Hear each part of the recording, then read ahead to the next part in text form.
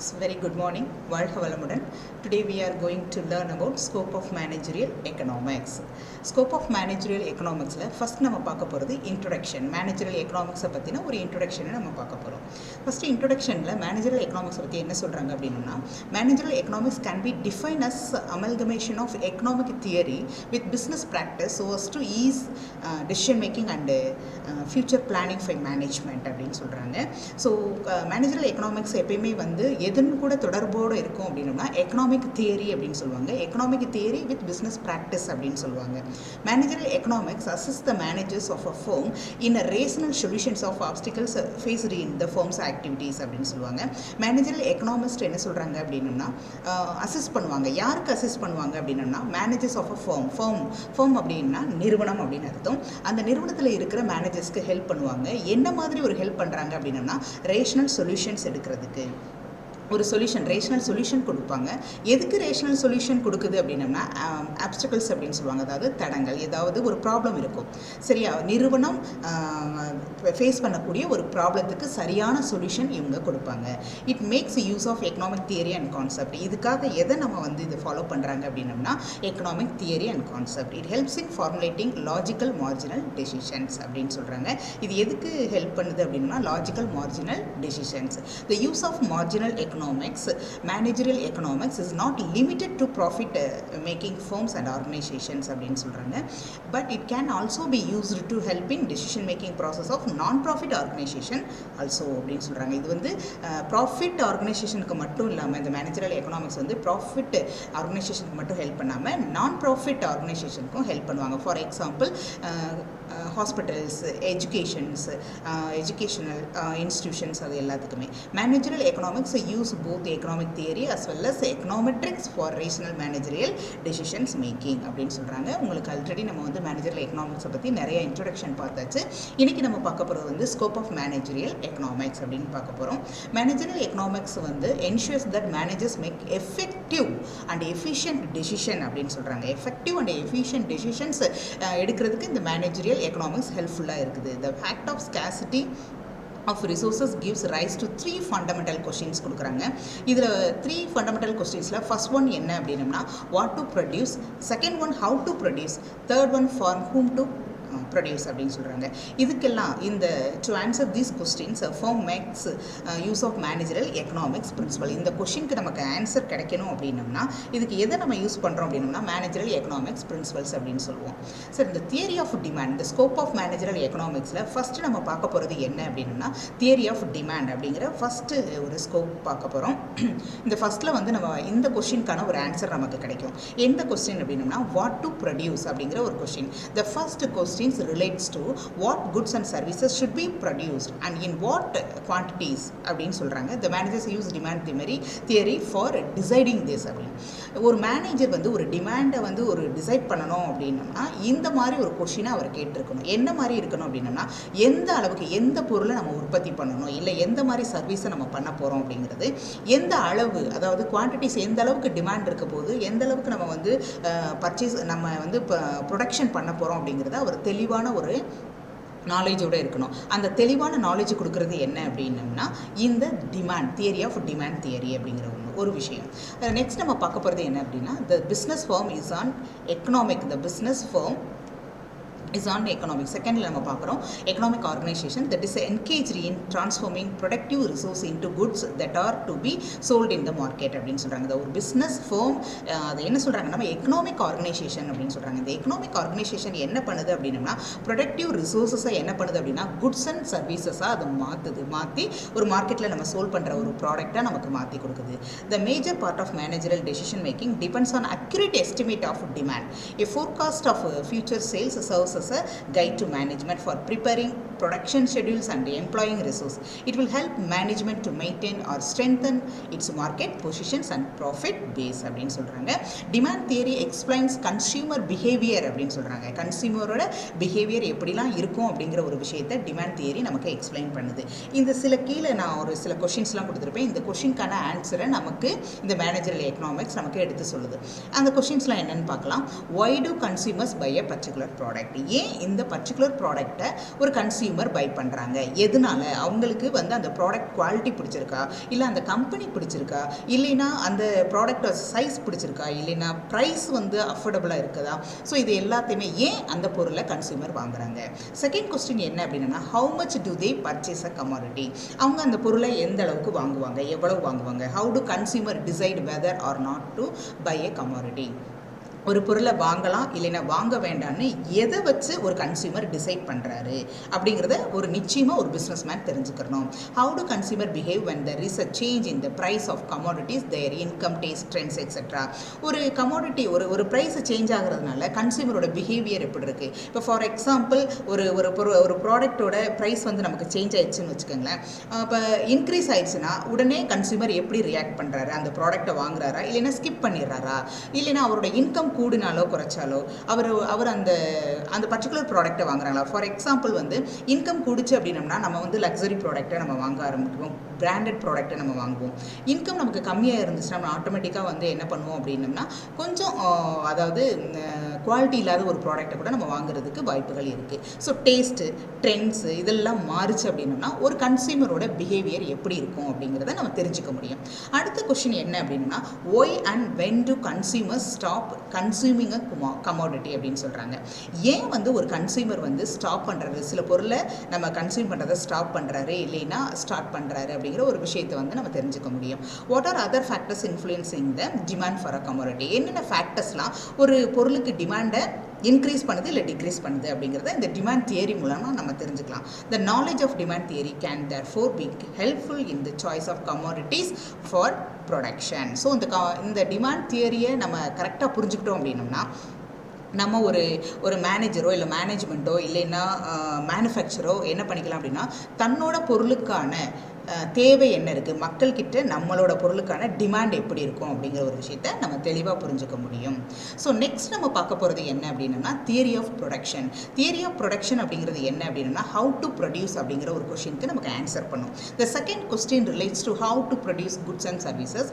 The firm has now to choose among different alternatives techniques of production. It has to make decision regarding purchase of raw materials, capital, equipments, manpower, etc.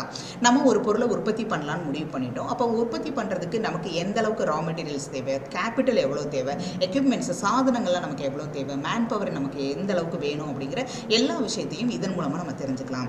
The theory of production is also called the theory of the firm அப்படின்னு சொல்லுவாங்க.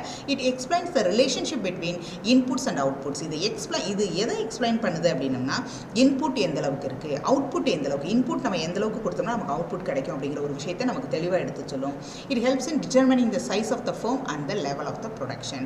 இது நம்மளோட கம்பெனியோட size என்ன, நம்மளோட level of production என்ன அப்படிங்கிறத நமக்கு எடுத்து சொல்லிடும். The theory of demand explains the following questions அப்படின்னு சொல்கிறாங்க. So how do average and marginal cost change with the change in production. ஒரு ப்ரொடக்ஷனை சேஞ்ச் பண்ணும்போது எப்படி வந்து ஆவரேஜ் மார்ஜினல் காஸ்ட் சேஞ்ச் ஆகுது அப்படிங்கிறத நமக்கு எடுத்து சொல்லும். Under what conditions to the cost increase R degrees. எந்த மாதிரி ஒரு கண்டிஷனில் நமக்கு வந்து நம்ம ஒரு பொருளை ப்ரொடக்ஷன் பண்ணுறோம் அப்படின்னா ஒரு ப்ரொடக்ஷன் நடக்குது அப்படின்னா மேனுஃபேக்சர் பண்ணுறோம் அப்படின்னம்னா எப்போ வந்து ஒரு காஸ்ட்டு செலவு இன்க்ரீஸ் ஆகும், எப்படி செலவை வந்து நம்ம டிக்ரீஸ் பண்ண முடியும் அப்படிங்கிறத தெரிஞ்சுக்க முடியும். How does total output increase when units of one factor are increased. ஒரு ஃபேக்டர் நம்ம இன்க்ரீஸ் பண்ணும்போது, ஃபார் எக்ஸாம்பிள் லேபர் அப்படிங்கிற ஒரு ஃபேக்டர் நம்ம இன்க்ரீஸ் பண்ணும்போது எப்படி ப்ரொடக்ஷன் இன்க்ரீஸ் ஆகுது, இல்லைன்னா கேபிட்டல் நம்ம வந்து கம்மி பண்ணும்போதோ இல்லைன்னா லேபரை நம்ம வந்து கம்மி பண்ணும்போதோ எப்படி நம்மளோட ப்ரொடக்ஷனோட அவுட்புட் எப்படி வந்து டிக்ரீஸ் ஆகுது அப்படிங்கிற ஒரு விஷயத்தை நமக்கு எடுத்து சொல்லும். Okay, keeping other factors constant or when all factors are simultaneously increased அப்படின்னு சொல்கிறாங்க. How can the output be maximised from a given quantity of resource அப்படின்னு சொல்கிறாங்க. How can the optimum size of output be determine. Production theory thus helps in determining the size of the firm, size of the total output and the amount of capital and labor to be employed. இந்த production theory நமக்கு எதுக்கு help பண்ணுது அப்படின்னா determining the size of the firm. நம்மளோட ஃபர்மோட size என்ன, size of the total output என்ன, amount of capital என்ன, லேபர் என்ன, எந்த அளவுக்கு நம்ம லேபரை வந்து நம்ம என்கேஜ் பண்ணிக்கலாம் அப்படிங்கிற ஒரு விஷயத்தை வந்து இந்த தியரி ஆஃப் ப்ரொடக்ஷன் அப்படிங்கிற ஒரு ஸ்கோப், செகண்ட் ஸ்கோப் நமக்கு எல்லாமே எடுத்து சொல்லுது. தேர்ட் ஒன் நம்ம பார்க்க போகிறது என்ன அப்படின்னா தியரி ஆஃப் ப்ராஃபிட். இப்போ நம்ம என்ன தெரிஞ்சுக்கிட்டோம், நம்ம ஒரு கம்பெனி ஆரம்பிச்சிருக்கோம், அதில் நமக்கு டிமாண்ட் என்னன்னு தெரிஞ்சு போச்சு, எப்படி ப்ரொடக்ஷன் பண்ணணும்னு நமக்கு தெரிஞ்சு போச்சு. அடுத்த ஒரு விஷயம் நமக்கு தெளிவாக தெரிய வேண்டியது என்ன அப்படின்னம்னா தியரி ஆஃப் ப்ராஃபிட். எப்படி எல்லா ஒரு நிறுவனம் எந்த ஒரு பிஸ்னஸும் ஸ்டார்ட் பண்ணோம் அப்படின்னம்னா ப்ராஃபிட் நோக்கத்துக்காக தான் நம்ம ஸ்டார்ட் பண்ணுவோம். ஸோ அப்போ ஃபர்ஸ்ட் ஒன் நம்ம பார்க்க போகிறது என்ன, எப்படி ப்ராஃபிட்டை நம்ம வந்து கொண்டு வரணும் அப்படிங்கிறத பார்ப்போம். இந்த ஃபார் ஹூம் டு ப்ரொடியூஸ் அப்படிங்கிற ஒரு விஷயம் நம்ம இந்த கொஸ்டினுக்கு ஒரு ஆன்சர் இங்கே கிடைக்கும். The third question is regarding who should consume and claim the goods and services produced by the firm. ஒரு நிறுவனத்தால் ஒரு பொருள் உற்பத்தி பண்ணுறோம் அப்படின்னம்னா அது யாருக்காக பண்ணுறோம், எந்த மாதிரி ஒரு மார்க்கெட்டுக்காக நம்ம வந்து இந்த பொருளை நம்ம வந்து ப்ரொடியூஸ் பண்ணுறோம் அப்படிங்கிற ஒரு விஷயம் நமக்கு தெரியணும். ஸோ ஃபார் இன்ஸ்டன்ஸ் என்ன சொல்கிறாங்க அப்படின்னா, for example must decide which it's niche market domestic or foreign. நம்ம வந்து டொமஸ்டிக் மார்க்கெட்டுக்காக பொருளை உற்பத்தி பண்ணுறோமா இல்லைனா ஃபாரின் எக்ஸ்போர்ட் பண்ண போகிறோமா அப்படிங்கிறத நம்ம டிசைட் பண்ணணும். It must segment the market அப்படின்னு சொல்கிறாங்க. It must conduct through analysis of market structure and the take price and output decision depending upon the type of market அப்படின்னு சொல்கிறாங்க. Theory of exchange is popularly known as price தியரின்னு சொல்கிறாங்க. இந்த theory of எக்ஸ்சேஞ்சுக்கு இன்னொரு பேர் என்ன இருக்குது அப்படின்னம்னா price theory. This theory explains how price are determine under different market conditions. Different market கண்டிஷன்ஸில் ப்ரைஸஸ் நம்மளோட ப்ராடக்ட்டுக்கு எப்படி ப்ரைஸை வந்து நம்ம டிசைட் பண்ணணும் அப்படிங்கிற ஒரு விஷயத்தை தியரி ஆஃப் ப்ராஃபிட் நமக்கு எடுத்து சொல்லுது. Pricing is an important area of managerial economics. The success of business depends upon the accuracy and correctness of price decision taken by it.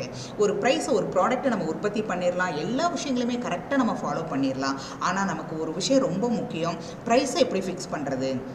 நம்மளோட டோட்டல் காஸ்ட்டுக்கு மேலே கொஞ்சம் லாபம் வச்சு நம்ம விற்றா தான் நம்மளோட பிஸ்னஸ் சக்ஸஸ்ஃபுல் ஆகும். அப்போ நம்மளோட ப்ராஃபிட் லெவல் என்ன, எந்த பர்சன்டேஜ் நம்ம ப்ராஃபிட் லெவல் வச்சுருக்கணும் அப்படிங்கிற எல்லா விஷயத்தையும் நம்ம தெரிஞ்சு பண்ணணும். ஸோ ரொம்ப இம்பார்ட்டன்ட் ப்ரைஸை எப்படி ஃபிக்ஸ் பண்ணணும் அப்படிங்கிறத நம்ம தெளிவாக தெரிஞ்சுக்கிறணும். ஓகேவா. நெக்ஸ்ட் நம்ம பார்க்க போகிறது என்ன அப்படின்னா, in fact profit planning and profit measurement constitute the most challenging area of managerial economics. இந்த மேனேஜரல் எக்கனாமிக்ஸ்லேயே ரொம்ப சேலஞ்சான ஒரு விஷயம் என்ன அப்படின்னா profit planning and profit measurement அப்படின்னு நம்ம தெரிஞ்சுக்கலாம். ஸோ நெக்ஸ்ட் நம்ம பார்க்க போகிறது என்ன அப்படின்னா theory of capital and investment decision அப்படின்னு சொல்கிறாங்க. ஸோ நெக்ஸ்ட் இந்த ஸ்கோப் மூலமாக நமக்கு என்ன தெரிஞ்சுக்கிற போகிறோம் அப்படின்னா, capital like all other inputs is a scarce and expensive factor அப்படின்றோம். அந்த மற்ற ஸ்கோப் மாதிரியே இந்த கேபிட்டலும் one of the expensive factor தான் நம்ம தெரிஞ்சுக்கலாம். Capital is the foundation of business. ஒரு கேபிட்டல் இருந்தால் தான் நமக்கு ஒரு மூலதனம் இருந்தால் தான் நம்மளால் ஒரு பிஸ்னஸை ஸ்டார்ட் பண்ண முடியும். ஸோ இதுதான் வந்து ஃபவுண்டேஷன் ஆஃப் பிஸ்னஸ் அப்படின்னு சொல்கிறாங்க. Its efficient allocation and management is one of the most important task of the managers. இது ஒரு மேனேஜர்ஸோட இம்பார்ட்டன்ட் டாஸ்க்னே சொல்லுவாங்க. ஒரு மேனேஜர்ஸ் வந்து கரெக்டாக இந்த பிஸ்னஸ்க்கு இவ்வளவு தான், இந்த அமௌண்ட் தான், 50,000 போதும், இல்லைன்னா 1 lakh போதும், இல்லைன்னா இது வந்து 1 crore தேவைப்படும், அப்படி கரெக்டாக அலோகேட் பண்ண தெரியணும் கேபிட்டல் எவ்வளோன்னு. And determinant of the success level of the firm அப்படின்னு சொல்கிறாங்க. The major issues related to capital. இந்த கேபிட்டலில் இருக்கிற மேஜர் இஷ்யூஸ் என்ன அப்படின்னு பார்த்தோம்னா, selection of most suitable investment project. நம்ம ஃபஸ்ட்டு ஒரு மேனேஜர் என்ன செய்யணும் அப்படின்னா, சூட்டபிள் இன்வெஸ்ட்மெண்ட் ப்ராஜெக்டை செலக்ட் பண்ண தெரியணும். மோஸ்ட் எஃபிஷியன்ட் அலோகேஷன் ஆஃப் கேபிட்டலில் ரொம்ப எஃபிஷியண்ட்டாக அலோகேட் பண்ண தெரியணும். Assessing the efficiency of capital இருக்கணும். minimizing the possibility of under capitalization or over capitalization. அதாவது நம்ம என்ன பண்ணணும் அப்படின்னா, ஓவர் கேபிட்டலைசேஷனாகவும் போயிடக்கூடாது, இல்லை தேவையான கேபிட்டலுக்கு நம்ம வந்து ரொம்ப குறைச்சும் மதிப்பிட்டு என்ன செஞ்சிடக்கூடாது, கேபிட்டலைசேஷனை ஃபிக்ஸ் பண்ணிடக்கூடாது. ஸோ இது ரொம்ப important. Knowledge of capital theory can contribute a great deal in investment decision அப்படின்னு சொல்கிறாங்க. Investment decision making, choice projects, maintaining capital intact, capital budgeting அப்படின்னு சொல்கிறாங்க. இந்த எல்லா விஷயத்துக்கும் ரொம்ப இம்பார்ட்டன்ட் என்ன அப்படின்னா knowledge of capital theory. So இப்போ நெக்ஸ்ட் நம்ம பார்க்க போகிறது என்ன அப்படின்னா, இன்வென்ட்ரி மேனேஜ்மெண்ட் அப்படின்னு ஒரு விஷயம். இன்வென்ட்ரி மேனேஜ்மெண்ட் அப்படிங்கிறது என்ன அப்படின்னு பார்ப்போம். A firm should always keep on ideal quantity of stock. If the stock is too much, the capital is unnecessarily locked up in inventories அப்படின்னு சொல்கிறாங்க. At the same time, if the level of inventory is low, production will be interrupted due to non-availability of materials அப்படின்னு சொல்கிறாங்க. ஓவராகவும் நம்ம என்ன செஞ்சுருக்கக்கூடாது, ஸ்டாக்கை வந்து வச்சுருக்கக்கூடாது, அதே அளவுக்கு தேவைக்கும், அதாவது நம்ம ப்ராடக்டை கேட்கும்போது அவைலபிலிட்டி இல்லாமல் இருந்துடக்கூடாது. இப்போ அதிக அளவு நம்ம வந்து ப்ராடக்டை உற்பத்தி பண்ணி ஸ்டாக் வச்சுருந்தோம் அப்படின்னம்னா நம்மளோட கேபிட்டல் அமௌண்ட்லாம் என்ன ஆயிரும் அப்படின்னா வேஸ்ட்டாக அங்கே ஸ்டாக்காகவே இருக்கும். ஸோ கம்மி சார் இப்படி இருக்கேன்னு சொல்லி ரொம்ப கம்மியாக நம்ம வந்து ப்ரொடக்ஷன் பண்ணிட்டோம் அப்படின்னோம்னா, இப்போ மார்க்கெட்டில் நம்ம ப்ராடக்ட்டுக்கு டிமாண்ட் இருந்துச்சுன்னா தேவைக்கு தகுந்த மாதிரி நம்மளோட ப்ராடக்ட்டை நம்ம என்ன செய்ய முடியாது, சப்ளை பண்ண முடியாது. அப்படி நம்ம கரெக்டாக சப்ளை பண்ணல அப்படின்னோம்னா கன்சியூமர் என்ன பண்ணிடுவாங்க அப்படின்னோம்னா, ஸோ ஓகே இந்த ப்ராடக்ட் கிடைக்கல மார்க்கெட்டில், நம்ம என்ன பண்ணிடுவோம் அப்படின்னா இப்போக்கி நமக்கு தேவைக்கு அடுத்த ப்ராடக்ட் வேணும், நம்ம வாங்கிக்கலாம் அப்படின்ட்டு அதர் கம்பெனிக்கு அவங்க மாறிடுவாங்க. ஸோ அப்படி ஒன்ஸ் அவங்க நம்மளே என்ன செய்வோம் அப்படின்னா நம்ம கம்பெனிலேருந்து இன்னொரு கம்பெனிக்கு போகிறதுக்கான நம்மளே என்ன செய்வோம், அவங்களுக்கு ஒரு வழிவகை செஞ்சுருவோம். அதனால் நம்ம என்ன செய்யணும் அப்படின்னோம்னா இந்த இன்வென்ட்ரி மேனேஜ்மெண்ட் ரொம்ப இம்பார்ட்டன்ட். எந்த அளவுக்கு இன்வென்ட்ரியில் ஸ்டாக் இருக்கணும், எந்த அளவுக்கு வந்து குறைவாக இருக்கக்கூடாது அப்படிங்கிறத ஒரு மேனேஜர் இல்லைன்னா ஒரு மேனேஜ்மெண்ட் நல்லா தெளிவாக தெரிஞ்சு வச்சுக்கிறணும். Hence a firm always prefers to have an optimum quantity of stock அப்படின்னு சொல்கிறாங்க. Therefore managerial economics will use some methods such as ABC analysis ன்னு சொல்லுவாங்க. inventory models with the view to minimizing the inventory cost. இதெல்லாம் சொல்லுவாங்க. Next நம்ம என்ன பார்க்க போகிறோம் அப்படின்னா என்விரான்மெண்ட் இஷ்யூஸ் அப்படின்னு சொல்கிறாங்க. there are certain issues of macro economics which also form a part of managerial economics. These issues relate to the general business, social and political environment in which a business enterprise operates அப்படின்னு சொல்கிறாங்க. environmental issues நம்ம என்ன செய்வோம், manage பண்ணணும். இந்த managerial economics அதுக்கான நாலேஜும் நம்ம கொடுப்பாங்க. என்னென்ன மாதிரி type of economic system of country இருக்கும், பிஸ்னஸ் சைக்கிள் மூலமாக நம்ம வந்து என்ன செய்வோம், சில விஷயங்களை ஃபேஸ் பண்ணுவோம். Industrial policy of the country, ஒவ்வொரு கண்ட்ரிக்கும் இண்டஸ்ட்ரியல் பாலிசி வந்து டிஃப்ரென்ஷியேட்டாக இருக்கும். Trade and fiscal policy of the country இருக்குது, taxation policy of the country இருக்குது, ப்ரைஸ் அண்ட் லேபர் பாலிசிஸ் இருக்குது, the political system of the country இருக்குது, ஜென்ரல் ட்ரெண்ட்ஸ் இந்த economy with regards of the production, employment, income, price, saving and investment, இதெல்லாம் depend பண்ணியும் நம்மளுக்கு நிறைய இஷ்யூஸாக நம்ம ஃபேஸ் பண்ணுவோம். General trends in the work of financial institutions in the country, general trends in foreign trade of the country, so social structure and social groups, political system of the country. So இதன் மூலமாகவும் நமக்கு environmental இஷ்யூஸை நம்ம face பண்ணுறோம். சரியா, இது ஒவ்வொரு நாட்டுக்கும் ஒவ்வொரு சிச்சுவேஷனுக்கும் என்விரான்மெண்ட்டுக்கு தகுந்த மாதிரி வேரியேஷன் இருக்கும். இதையும் நம்ம வந்து ஃபேஸ் பண்ணி வெளியில் வரணும். ஓகே, நெக்ஸ்ட் நம்ம பார்க்க போகிறது இது வரைக்கும் நம்ம பார்த்தது என்ன அப்படின்னா ஸ்கோப் ஆஃப் மேனேஜரியல் எக்கனாமிக்ஸ் பார்த்துட்டோம். ஸோ நெக்ஸ்ட்டு வந்து வேர்ல்ட் பேங்க். ஸோ அமல்கமேஷன் அப்படிங்கிறது என்ன அப்படின்னம்னா ஒருங்கிணைப்பு அப்படின்னு அர்த்தம். பிஸ்னஸ் ப்ராக்டிஸ் அப்படின்னா என்ன அப்படின்னா வணிக நடைமுறைகள் அப்படின்னு அர்த்தம். ரேஷனல் சொல்யூஷன் அப்படின்னா பகுத்தறிவு தீர்வு, நல்ல ஒரு தெளிவான ஒரு அறிவார்ந்த தீர்வுன்னு கூட சொல்லலாம். ஆப்ஸ்டிகல்ஸ் அப்படின்னம்னா தடைகள் அப்படின்னு சொல்லுவாங்க. எக்கனாமிக் தியரி அண்ட் கான்செப்ட் அப்படின்னம்னா பொருளாதார கோட்பாடு மற்றும் கருத்துக்கள் அப்படின்னு சொல்லுவாங்க. ஃபார்முலேட்டிங் அப்படின்னா உருவாக்கம் அப்படின்னு ஃபார்முலேட் பண்ணுறது அப்படின்னு சொல்கிறது. எஃபெக்டிவ் அப்படின்னா பயனுள்ளன்னு அர்த்தம். எஃபிஷியன்ட் அப்படின்னா திறமையான அப்படின்னு அர்த்தம். ஸ்ட்ரென்தன்னா வலுப்படுத்துறது அப்படின்னு அர்த்தம். டிரான்ஸ்ஃபார்மிங் அப்படின்னா உருமாறுறது, ஒரு விஷயத்துலேருந்து இன்னொரு விஷயம். ஸோ ரா மெட்டீரியல் எப்படி வந்து இது ப்ராடக்ட் அண்ட் குட்ஸ் அண்ட் சர்வீஸாக மாறுதோ அதை தான் நம்ம வந்து டிரான்ஸ்ஃபார்மிங் அப்படின்னு சொல்கிறோம். ஃபவுண்டேஷன் அப்படிங்கிறது அடித்தளம் அப்படின்னு சொல்கிறோம். இன்வென்ட்ரி அப்படிங்கிறது இங்கே இருக்கிறதுக்கு வந்து சரக்கு, அதாவது இருப்பு அப்படின்னு சொல்லுவாங்க இல்லையா, ஸ்டாக், அதை தான் இன்வென்ட்ரின்னு சொல்கிறோம். So thank you very much for வாட்சிங். Keep learning and keep on learning. Thank you very much. வாழ்க வளமுடன்.